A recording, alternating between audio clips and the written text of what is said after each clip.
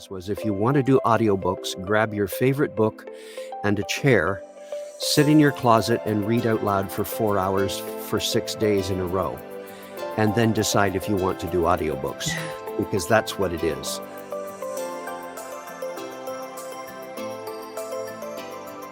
So welcome to Power to Speak, the podcast. And with me today is my fabulous guest, Richard Crossman. Richard is a voiceover artist, an actor, and an all-round creative being. I mean, Richard, tell us a little bit about what you do. Well, let's start with the voiceover work that you do. I mean, we can see behind you that you've kind of got this spellbinding storytelling image and logo that's associated with your website. So how do you do your voiceovers? Well, a lot of people, when they think of voiceover, think of Mel Blanc and the cartoons and Looney Tunes and the Hanna-Barbera crowd and all of that. And I mean, I just dated myself, but anyway. And then, of course, all the modern cartoons like The Simpsons and some of those. But there's a lot more to voice acting than simply doing cartoon voices. And I do a lot of what we call long form. So I do medical narration, I do documentary, I do corporate narration, corporate explainers. So a lot of it is storytelling. Just as an actor tells a story in terms of a character, I tell stories within the scripts that I'm given, whether it's how to operate a computer, how to operate a machine, how to unhook somebody from a medical machine, or whatever else they need me to do. And I simply tell the story. I find the story and then tell it. Wow, that is quite different to voice acting, isn't it? The voiceover work. So how did you start?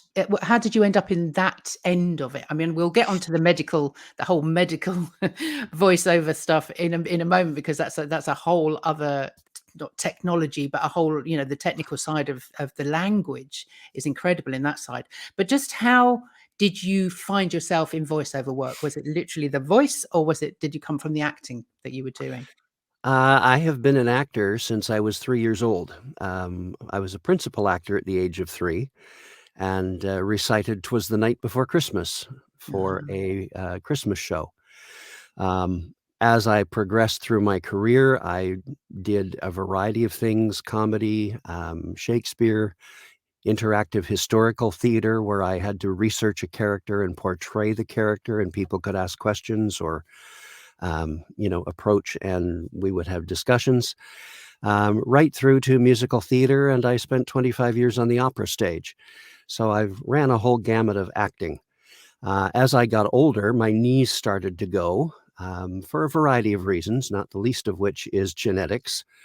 And I found it less easy to maneuver on stage and on set for camera work. So I'd always been interested in voiceover and thought I would like to get involved in it, found the right door to get in, and discovered so much more than I thought was there, that I had any idea was there. And because of my teaching background and my acting background, I found that I migrated more towards the long form, even to nonfiction audiobooks. I enjoy that so much more than I do the video games and the animation that most people think of immediately when they think of voice actors. Yeah. So when you obviously prefer the audio books, but I would imagine that's quite a long process to actually It narrate a book. it is a long process, and generally, rule of thumb, once you've become sort of adept at it, is that for every hour of finished reading, it takes anywhere from 3 to 6 hours of work behind the scenes to get it in place. So it's a process.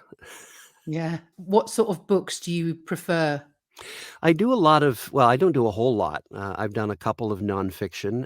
Both of them have been sort of self-help, self-evaluation. The first one I did was Aging in Men, which I found very interesting and very appropriate.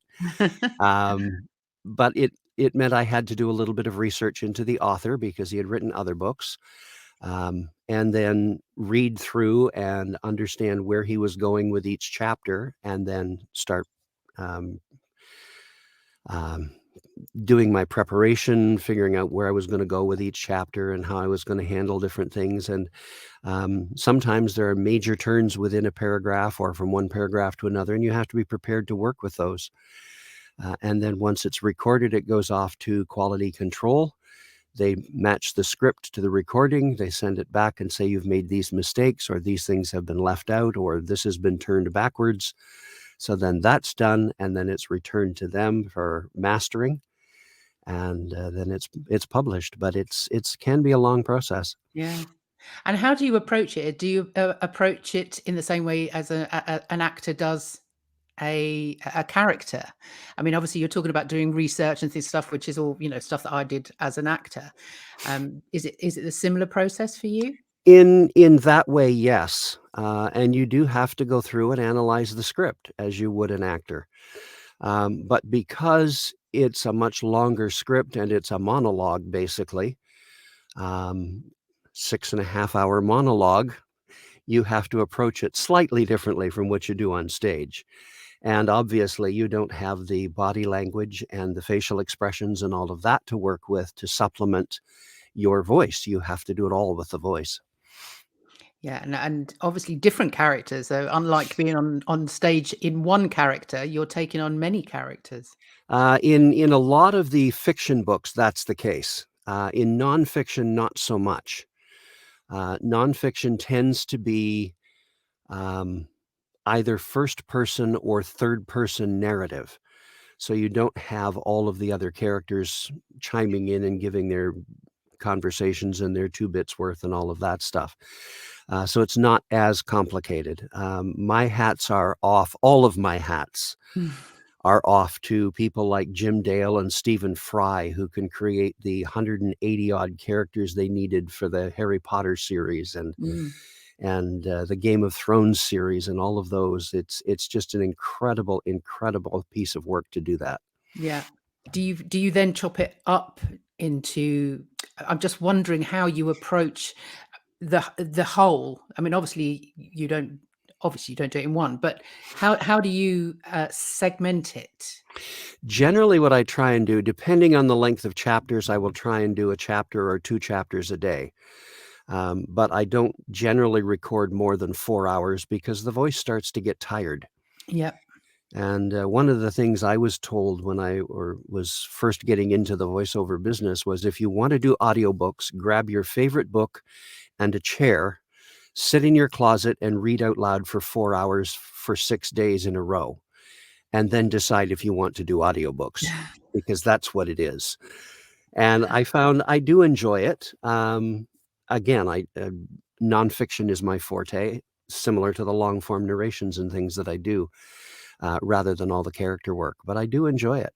Yeah. And as I say, chop it up into a chapter or two, or sometimes if it's a difficult thing, then you chop it up into even smaller segments within a chapter and work that until you're ready to move on. And then you go from there. So Yeah. And you'd record it all in your own studio? yes, I have a home studio. It's 4 feet by 6 foot. It's about the size of a clothes closet. Uh,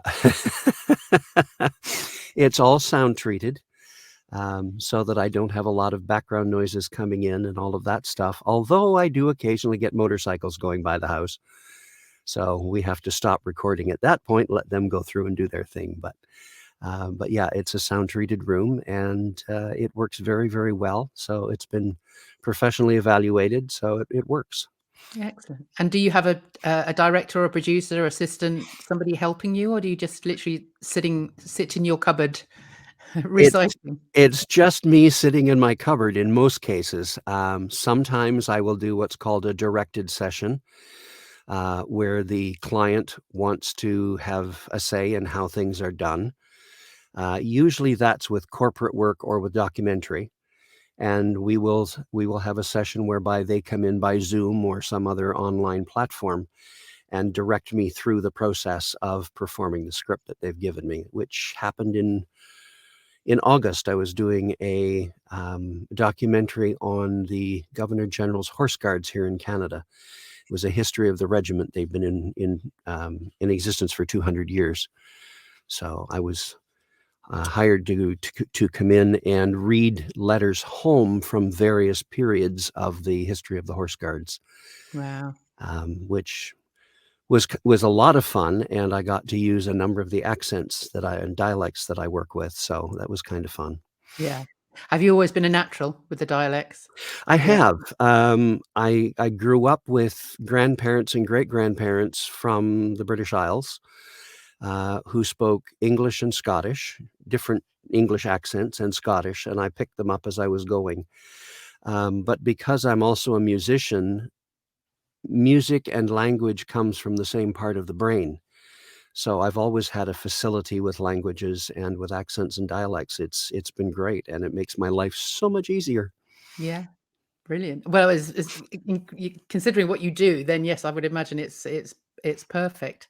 So let's go back and find out, where did Richard come from? Let me sort of hone in to what it was like growing up as a, to start acting at 3. How did that happen? Tell us a little bit of background. I wish I knew. I don't even I think I remember, the performance, but I'm not positive. At 3 years old, you generally don't retain much. But my mother and my grandmother and my father always used to say, that I had done this and that it was fabulous and I had gone right through. Mom always tells the story that she was sitting in the front row in case I stumbled, but she said, "You didn't even look at me. You just kept going right straight through and had no problem." So I really don't know where that came from. None of my family are performers other than my mother's mother, who was, again, a musician, singer, and church organist and pianist, and I followed a lot in her footsteps. She was also the person who started to teach me how to read from National Geographics when I was about 3 or 4 years old. I loved the pictures, and we would go through and do all of that. But as far as the acting, it's just in my blood. I don't know where it came from other than to say that. So Mm. And did you go to a drama school at any point? I did not. I worked with a lot of wonderful directors, and I learned my stagecraft basically on stage and behind the camera. So Yeah. I don't have a degree in acting or anything like that. It's all been doing the work. Yeah. Yeah. And where did you grow up? Whereabouts were you? I grew up in a very small town of about 1,200 people called Caledonia, Ontario in Canada. Scottish area of Canada, and just about every place name in the town was Scottish. Argyll and Sutherland and Aberdeen and Inverness and all of those. Um, so I think that's a little bit of where I got my love of Scotland from, as well as my grandparents and great-grandparents. But it was a very old-fashioned, very rural town. Acting was sort of way out there. You did other things first, and becoming an actor was not even on the radar for 99.9% of the people. And it wasn't on my radar for the longest time either. I wanted to be a high school music teacher and went through and did all my music stuff and went to the first year of university. And fortunately, they put us out on a 2-week practicum in November. And I was able to get into a high school that had a very well-known band and a very good band with a director that I had worked with as a singer, and discovered very quickly that was not what I wanted to do for the rest of my life. Sometimes that's the best way, find what you don't want to do. Exactly. So, yeah, and then it was a case of, where do we go from here? And, I found other avenues and went on to other careers, but acting was always in the background. No matter what I did, acting was always there. Performing was always there. Whether I was singing, whether I was playing, I became a church organist at the age of 17, church choir director at the age of 18, and started singing professionally at the age of 10. So Yeah. And what was that for? it was Canada's 100th anniversary, and I was hired by 3 different local community organizations. I was known for my work in the church. to sing at various events celebrating Canada's centenary. Excellent. And did you go on to do other professional singing after that? After that, yes, I did. I got into musical theater and I got into regional opera. And between those two, I must have been on stage for about 35 or 40 years in total. The costume design stuff. I mean, we got into a conversation before we when we spoke before, and obviously I think we had the conversation that I come from fashion. I started out as a fashion designer and then ended up going into costume, moving across to theatre, and then that's how I kind of thought, oh my God, I should have been acting years ago, and ended up then going to drama school. So how was your way into to doing the costume stuff you do, which is quite sort of one-on-one stuff? Yeah, Explain a little bit about that. most of it is one-on-one. My mother was a seamstress and taught us all to sew. Myself and my immediately younger sister cottoned to it very quickly. My youngest sister hates it and still does.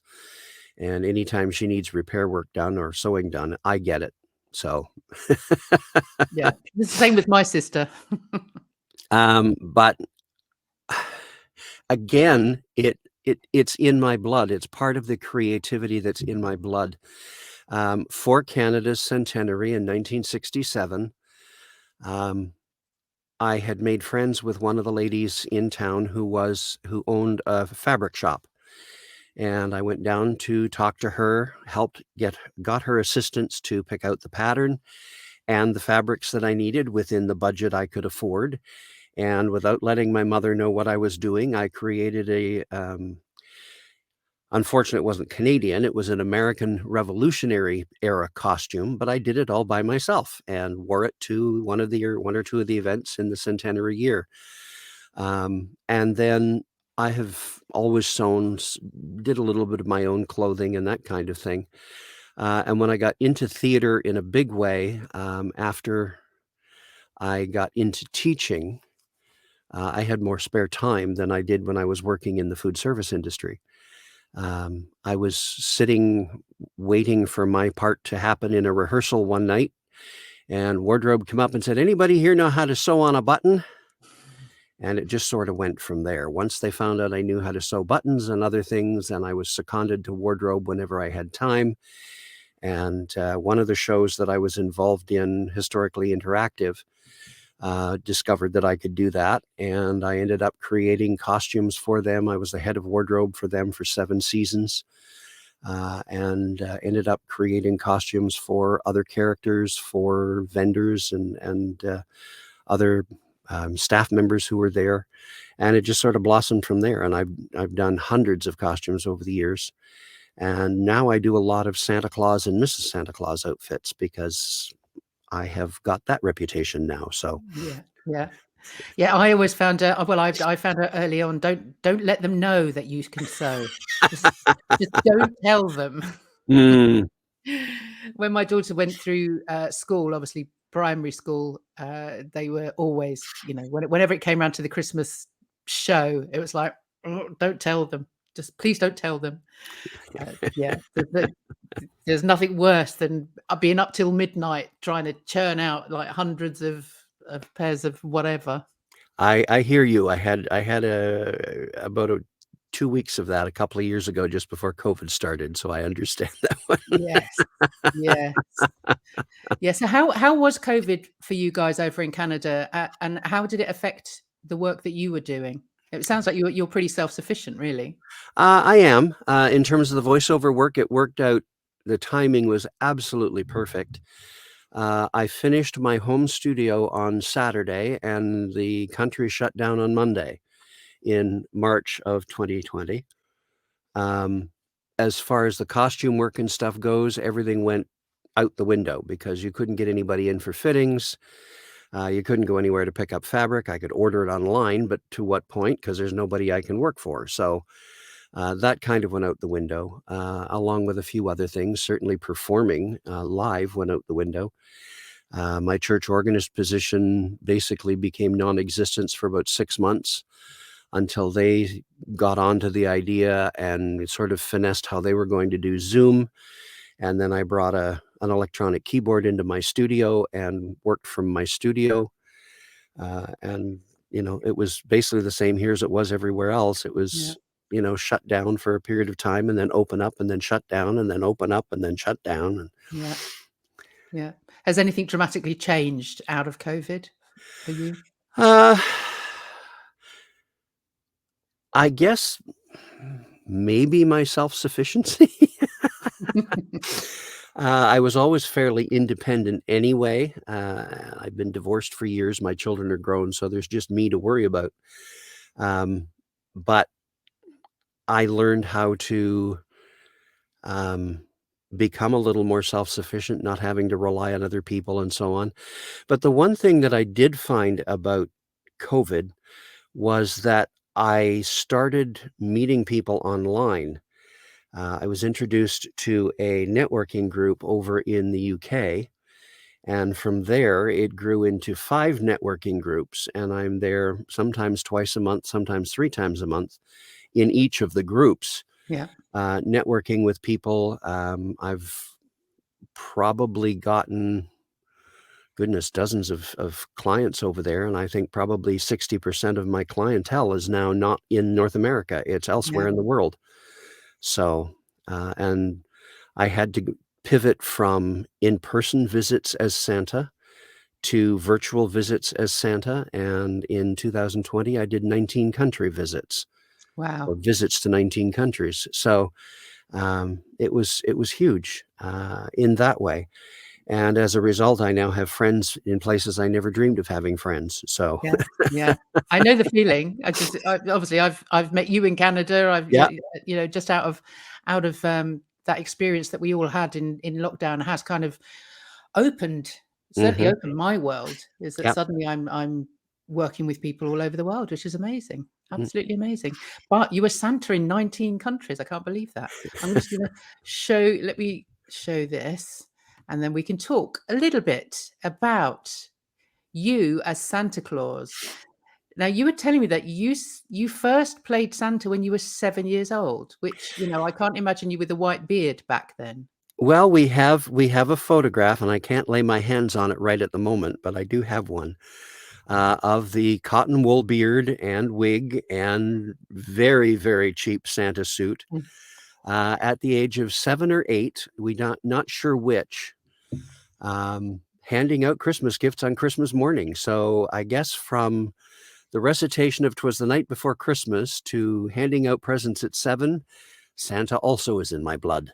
Yes. Yeah, that is amazing, but I suppose, you're almost in the frozen north anyway, aren't you really? With Well, I'm in the southern, almost the southernmost frozen north of Canada, yes. Right. Yeah. But yeah, it sounds like Santa's in your blood. So have you sort of cultivated the look over the years? I didn't for the longest time, and then about 20 years ago, I started working a little bit towards it, for 2 reasons. Not only for Santa Claus, but I also get tapped, for various festivals to portray the headmaster of a very famous wizarding school. Ooh, yes. Yes. So, I get double work out of the beard and the hair. Yeah. Oh, I mean, that there is the homepage of your website, Yep. Richard Crossman, .ca. Um, so is this Dumbledore here that I can see in the image there? Well, technically, I can't call him that because of Uh-huh. copyright, but he is based on the headmaster of a very famous wizarding school, Yes. and that costume is actually, one that I created for the character, and I've portrayed him, I would think, probably 150 or 200 times in the last 20 years, or So 25 years. how does it work then? What do people ask you to do? I mean, and I what's the I strangest basic situation you've been in? I basically go in and, I have a setup, I have a big throne, and we do a photo op. We have other paraphernalia, school banners and that sort of thing, and I have a number of the props from the show, replica props from the show, and we set up an area, and it's basically a photo op for the kids and for a lot of adults too. Yeah. And then if we happen to be at an outdoor festival or something, I'll go wander around and I get stopped all the time for photographs. There are literally hundreds of thousands of photographs of me around the world in places I have no idea. So which one do you do? Do you do that sort of slight Irish lilt? Well, I generally have a British RP for Dumbledore, although I soften it Ah, up just slightly to what we call transatlantic. So it's mm. not quite as heavy as BBC, but I have not yet worked in the Irish lilt, which I'm playing with, but haven't gotten it down Yeah. to the point where I'm comfortable with it yet. 'Cause it was Richard Harris, wasn't it, originally that Yes, and obviously just you could just hear the yes. Irish in his accent. Michael Gambon, I'm not quite so sure. Not quite Not so not as much, not no. as much, and, but he definitely did give it a shot, so Yeah. Yeah. Oh, but the, brilliant. So the, facility with RP comes from my mother's mother, who was educated in a private school in England.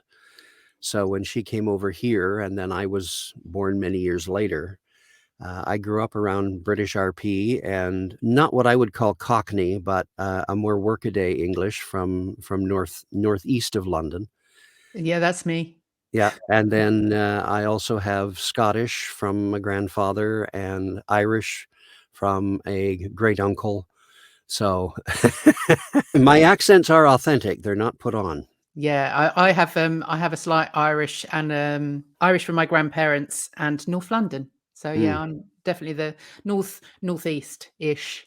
So, yeah, I love accents though. I just love kind of just picking them up and yeah. playing with them. It's yeah, If they're if fun. I'm anywhere with anybody speaking an accent for a period of time, I just automatically pick it up and sometimes don't even realize I've done it.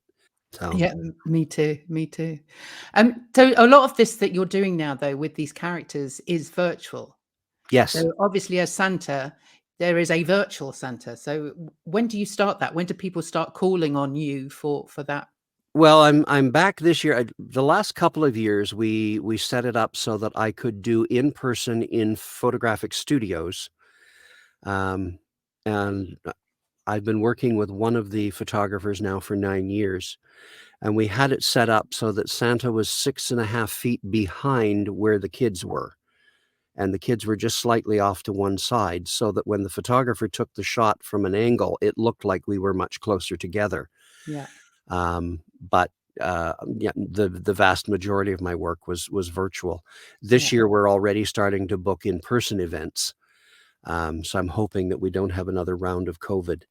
no, But it's just a lot of fun, and I send out a questionnaire when someone books my time for virtual. I send out a questionnaire, what are the kids' names? What are their pets? What are their favorite toys, books? How are they doing in school? What hobbies do they have?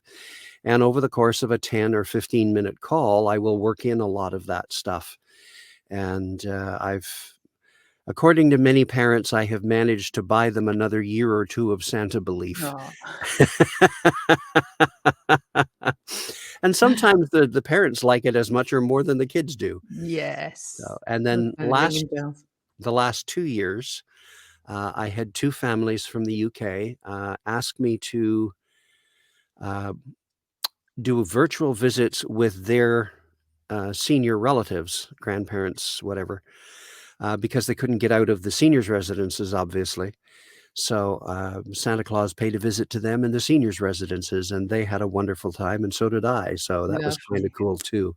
Yeah. And obviously the picture I showed there, I assume you made this costume too, did you? Yes, I did. Very nice. And what accent does your Santa have? Well, I have Santa, of course, for North America, and, I didn't send you the other 2 Santa Clauses that I have.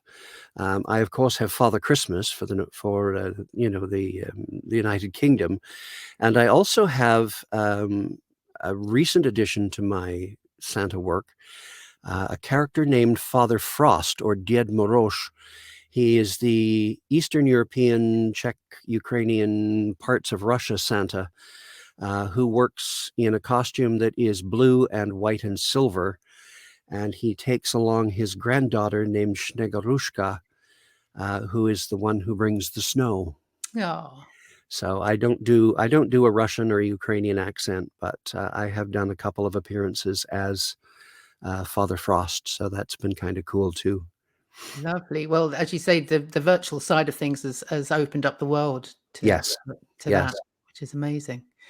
But we have to touch on the whole medical voiceover because I just find it fascinating. Just imagine you sitting in your cupboard, uh, going through a medical manual.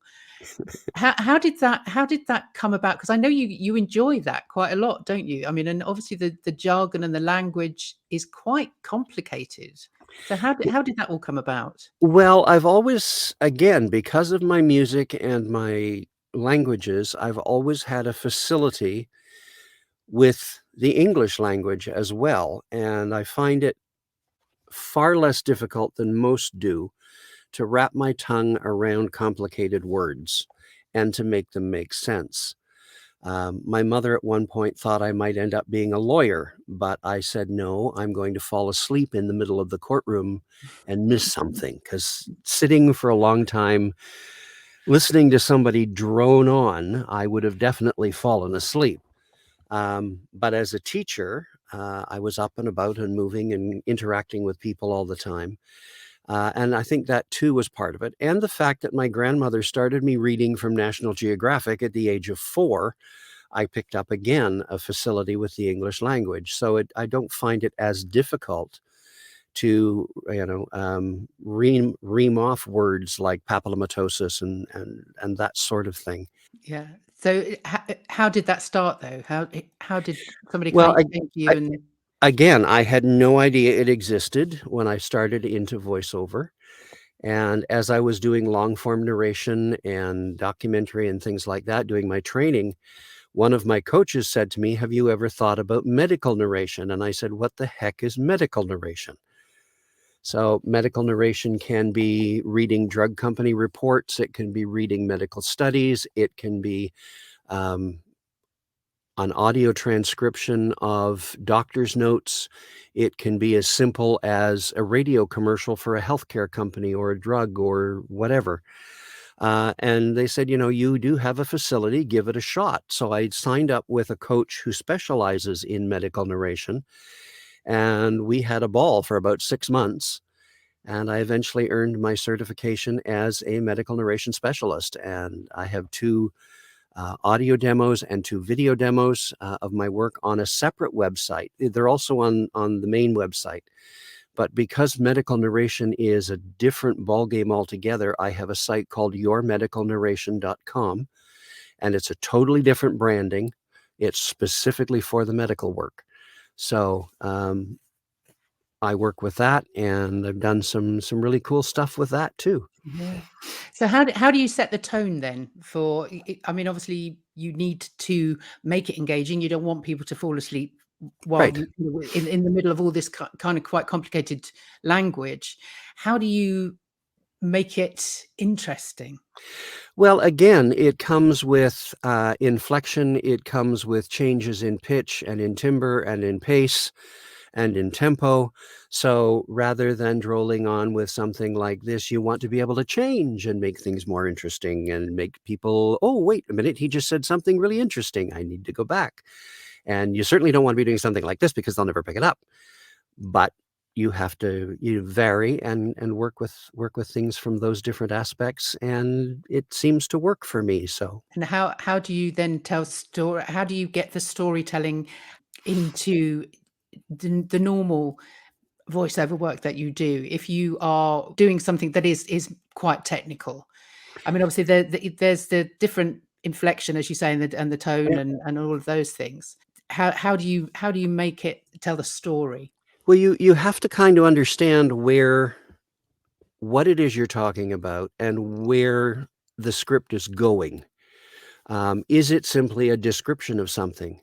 Is it a how-to telling you how to go about doing something, or how a machine operates, or how a computer processes information, or, or? Once you've found that, then you can find the story and away you go with it. So what advice would you give to somebody that wanted to get into voiceover work? Because I've certainly worked with actors that would find it an added tool to their acting belt. How would they go about getting into that? Well, my first piece of advice is voiceover is a long game in 90% of cases. If you happen to be, um, rest his soul, a Robin Williams, then it's not. You pick up and go. If you happen to be a celebrity already in place, chances are you'll do much, much better, much quicker. But for the vast majority of people getting into voice acting, it is a long game. Most voice actors don't make a full-time living until between 5 and 10 years in the business. So that's the first thing. If you're thinking you're going to make a quick million, forget it. Turn that idea right out of your head. Secondly, be prepared to do a lot of training. Coming from the opera stage where I'm filling a venue of 2,400 to 5,000 people without a microphone, to the point where I have a microphone right here, 5 inches from my face, and it's basically whispering in your ear, took a lot of work to tone everything down. As actors, we're used to using body language, we're used to using facial expressions, we're able to move around. You can't do that in a studio. No. You can to a degree, but you can't pace while you're trying to do a voiceover script. So you have to relearn your whole approach to voiceover or to acting for voiceover. Um, Thirdly, be prepared to spend a pile of money for training and for equipment. As a voice actor, you need to have, in the old days, most voice actors went into the studio, you did your work in the studio, you went home. COVID has changed that. If you do not have a home studio now, you are not going to get work unless you're in a major city like LA. It simply isn't going to happen. You have to have a home studio, and you have to have the best equipment you can afford. I've gone through a progression of 3 microphones, and I'm now up to a very expensive one, a Sennheiser 416, and I have a Rode NT1.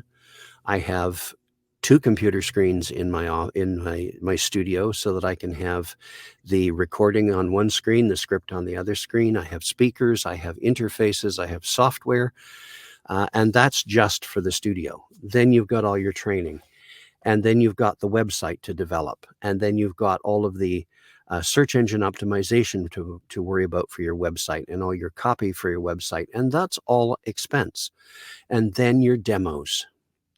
You have to have a demo for every genre you want to perform in. I have political, commercial, narration. What's the other one? E-learning, audiobooks, and medical. I have 7 demos right now. I have 2 more in process. I'm going to do promos and trailers, or promos and movie trailers, and I'm going to do corporate explainers. So that will give me 9 demos, and each one of those is in the thousands of dollars by the time you pay for the coaching and the production and you get your demo. So be prepared to spend the money. It's not something you're going to get into and make money, within 6 weeks or 8 weeks or even 6 months. Yeah. So it takes a while to get your money back too, I would It imagine. does. It's Yeah. it's an investment in time. It's an investment in money, and it's going to take a while. As I say, most voice actors don't turn full time unless they're really, really lucky. And I have a couple of friends who have been very fortunate. But you're going to be 5, 6, 7 years before you are able to make full time money. And the vast majority of voice actors don't make more than 10,000 US a year until they're beyond 10 years. Yeah. So Yeah, it's a long it's a game, long as you game. say. Absolutely, absolutely. Well, thanks for that, because there's so many people that just they don't know that, they're not aware of that, so that's Well, really COVID helpful. COVID kind of shook up a lot of people. "Oh, I can get into voice acting," and they bought the cheap mic that plugs into the, USB mic and all of that, and 6 months in realized that it wasn't going to be what they thought it was going to be, and now there's all kinds of secondhand equipment on the market, but a lot of it, most professional voice actors won't touch because Yeah. it's not of the quality we need. So No. No, I can imagine. I've got my trusty Blue Yeti. And that's wonderful for podcasting and stuff like that, but Yeah, when you're doing voiceover, you've gotta have a really high-end mic. yeah. Yeah, well, you'll have to let me know which ones, and I'll put them in the sort of the show notes and Mhm. make sure that people know Yeah. what you would, recommend, which is great. Well, And one of the things about microphones is every single voice is different, and microphones react differently to different voices. So the best bet that you can have as a voice actor, aspiring voice actor, or even a voice actor who's been in who wants to upgrade, talk to colleagues, talk to people who are in the business, but the best bet is to go into a shop. Um, over here we have Long and McQuaid, is one of the big electronic, warehouse type places, and actually sit down and work with the mics and listen to what it makes your voice or how it makes your voice sound. The Sennheiser for me works perfectly for certain things. For other things, the NT1 is a better microphone for me. It allows me a little bit more freedom of movement, which I need for audiobooks. But for other people, neither one of these mics might work. It might be something else that's out there. There are all kinds of mic manufacturers. So the best bet is to go into a place where you've got a variety and actually sit down and listen yeah, and get the assistance of the people who know what they're doing in the store or in the shop. yeah. And don't order offline unless you know exactly what it is you want. Don't order off Amazon and those places. Go Yeah. to some place that know what they're talking about. Yes, we need to get people back into shops. Well, before I let you go, I must touch on the fact that apart from the costume design, the singing, the opera singing, the voiceover, the acting, the pastries, pâtissier. Tell us a little bit about that. Well, again, it comes from my family. My grandmother was a wonderful cook, wonderful baker. My mom loved to bake. My dad loved to cook. So it came by naturally. And one of the first jobs I had, other than teaching piano lessons starting at the age of 13, I picked up a job in a hamburger joint. And the fellow who owned the hamburger joint had also owned a more upscale restaurant at one point in his life, and suggested I get some training for cooking after I discovered that I wasn't going to go through for the high school music teacher thing. So I went to George Brown, which is our local community college for chef training and culinary arts, and did my training there and got into hotels and private clubs, and discovered when I was there that I really loved working with pastry. I loved doing banquet work. I hated doing dining room work because an organized person. I like to know that at 5 o'clock this afternoon, I've got 600 people sitting down to dinner, and this is the menu, and bang, bang, bang, bang, it's all done, it's all ready, it's there, ready to go. But I would rather feed 600 people in a banquet than I would feed 60 people in a dining room. It's just too frantic for me. My son is the other way around. But when working with hotels and private clubs, I discovered that pastry was my real love in the food business. So I studied that, got into working with all sorts of pastries. And then, of course, with pastry comes chocolate and comes sugar. And I took some courses in how to work with those, and then ended up teaching at the secondary level for 20 years, and then the post-secondary level back at George Brown again for 3 years when I retired from secondary school teaching, in commercial baking and pastry arts. And I have had hundreds of students go through, and take my courses over the years that I was there. But I taught everything from bread to chocolate sculpture. So if you had a choice of any one of those occupations to see you out the rest of your days, what would you choose to do? I'm in it right now. Yes, I thought so. It doesn't require me being on my feet for 16 hours a day. It doesn't require the aching in the knees and the aching in the ankles with the arthritis that all of those years have caused. I can come and go. I can do a script and then walk away, and I am so enjoying it. I'm a lifelong learner, and just about every script I do, I learn something. Yeah, And perfect. that's important to me. Yeah, yeah, keeps the brain ticking over. Yep. Perfect. Yep. Perfect. So what's next? Obviously, we're in September, so we've got Christmas coming up. Obviously, we're just about to go into October. Uh, so what's on the agenda for the next couple of months? I would imagine you're going to be very busy. Well, I've got 2 Santa Claus outfits, partially completed. As I said, I've been getting over COVID for a week or so, so the fittings for the Santa Clauses have had to be delayed. And then I have a Mrs. Claus, which is patterned. I need to cut and put that together, and have all of this stuff done by Thanksgiving weekend, our Thanksgiving here, which is October the 10th. So I've only got a couple of weeks. And then we get into networking for Santa Claus and all of that stuff. And then the second weekend of November starts the actual Santa Claus work, where I'm back in the studio, working with the photographer again. And this particular photographer I love to death. She works with kids who have social anxiety, or who are on the autism spectrum, or neuroatypical kids. So we don't book cattle call photo shoots. It's 20, 25 minutes at a crack. And the kids can I have a double wide bench. I don't have a chair. I have a double wide bench, and we have a chair on either side. So if the kids want to sit on the chairs, they want to sit on the bench, want mom and dad in between or whatever, or they don't even want to come close, they just want to stand out front, they can do that. I tell them stories. I talk with them as I am able. Sometimes they won't want to talk. And the whole time that we're doing this, we're interacting. The photographer is taking portraits, and they get some fantastic Christmas shots from it. So Wow. I'm really looking forward to that. Yeah. And you do virtual video or as well? Yeah, I do virtual visits. I've just been approached by a charity again that I did last year. We did 9 in a row on Christmas Eve last year. This year being Christmas Eve on a Saturday, we're doing it on the Friday. And it's various charity locations, after school programs, in the Vancouver, Canada area.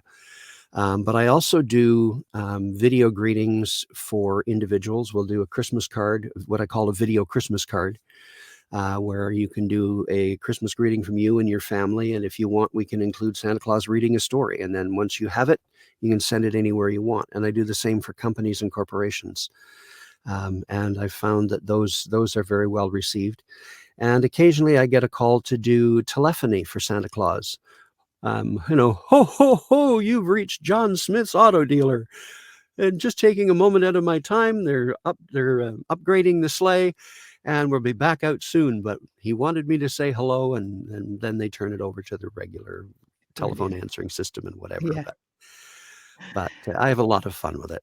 Yeah, I can imagine you do. Perfect. So if anybody listening to this or watching this would like you to do something Santa for them in the coming months, what's the best way to find you? Is it on the website? I have a website called Santa Dundas, DUNDAS.com. Ah, And that will take you directly to me, and there's contact information and booking information and everything right there. brilliant. I will put that in the thing below. This is the website that is for everything else. Yes, I have several domains, but they all dump into that one. So, Yeah. So Richard Crossman, all one word, .ca. Fabulous. And then obviously if you go to the website, that's what it looks like. yep. Brilliant. Oh, well, thank you so much for your time today. It's been absolutely amazing to talk to you. I can't believe that you you have done so many different things in your life. I mean, I like to talk to creative people, but you're kind of off the scale, really.